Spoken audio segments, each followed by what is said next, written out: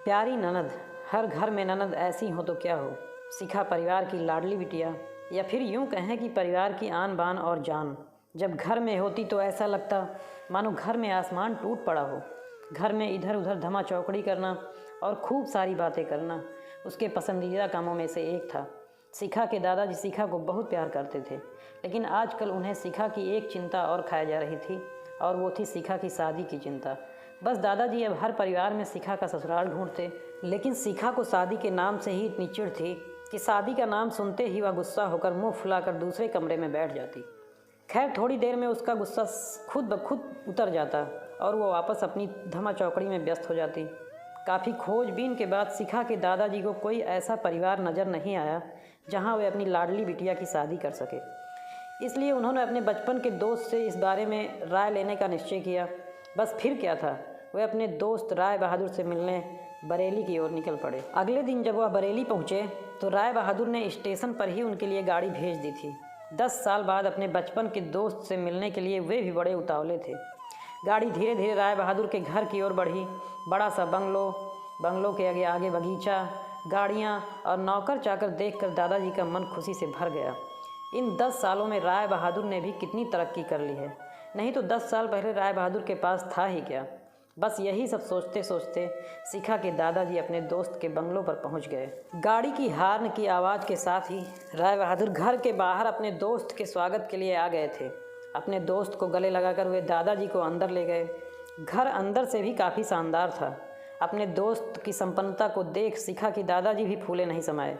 चाय नाश्ता के बाद राय बहादुर ने उनके खास दोस्त से अब आने का कोई खास कारण पूछा।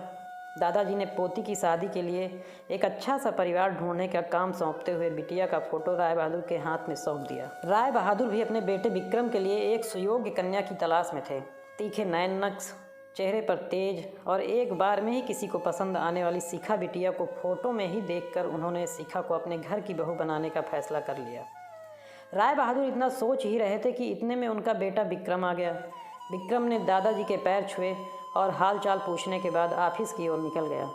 विक्रम के जाने के बाद राय बहादुर ने अपने दोस्त से विक्रम और शिखा के संबंध के लिए ये पेशकश की। शिखा के दादाजी को लगा जैसे राय बहादुर ने उनके मुंह की बात ही छीन ली हो। खैर, प्रसन्नता से विदा लेकर अपने घर आने को कहकर दादाजी अपने घर की ओर निकल गए। विक्रम को शिखा बहुत पसंद थी, लेकिन विक्रम की माँ विक्रम की शादी अपने से भी बड़े घर में करना चाहती थी। लेकिन विक्रम के मनाने पर वह मान गई और तय समय पर विक्रम और शिखा की शादी हो गई। ससुराल में शिखा के सास ससुर, विक्रम के बड़े भैया भाभी और शिखा की ही उम्र की एक ननद थी रागिनी।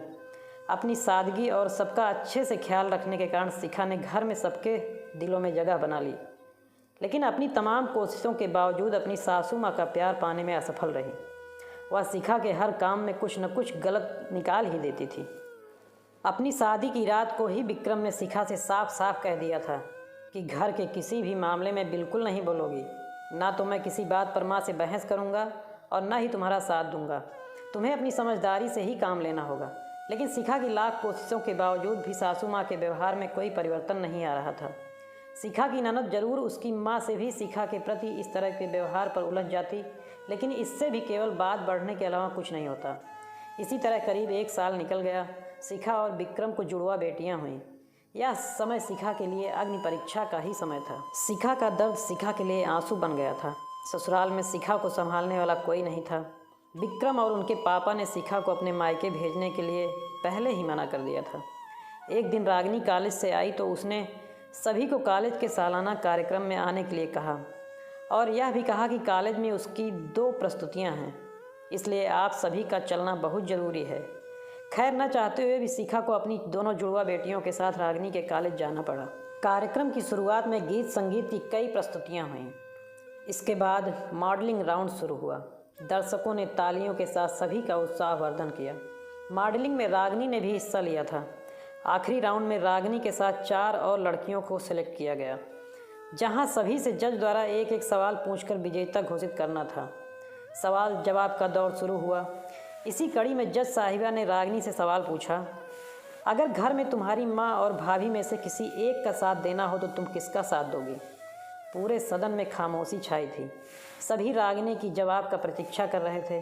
तभी रागिनी ने थोड़ा आगे बढ़कर कहा, अगर भाभी सही हो तो अपनी भाभी का। जज साहिबा ने आगे पूछा, क्यों? रागिनी ने जवाब दिया, क्योंकि मुझे भी कल किसी की भाभी बनना है। जवाब सुनते ही पूरे सदन में तालियां गूंज उठीं।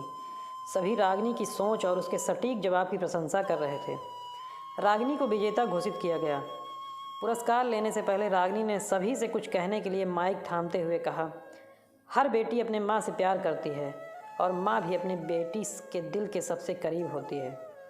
इसी तरह हमारे घर की बहुएं भी तो किसी की बेटियां हैं। आज हम किसी की बेटियां हैं, कल से किसी की भाभियां और बहुएं बनेंगी। अगर कल से हमें कुछ दुख हुआ तो हमारी माँ को भी दुख होगा, और इसी तरह हमारे घर की बहू को दुख हुआ तो उनकी माँ को भी दुख पहुँचेगा। और इस दुनिया में किसी भी इंसान को किसी की भी माँ को दुख पहुँचाने का कोई हक नहीं है। इसलिए हर सास अपनी बहू को अपनी बेटी समझे तो आगे चलकर उनकी बेटी भी खुश रहेगी। रागिनी के इतना कहते ही पूरा सदन एक बार फिर तालियों की गड़गड़ाहट से गूंज उठा।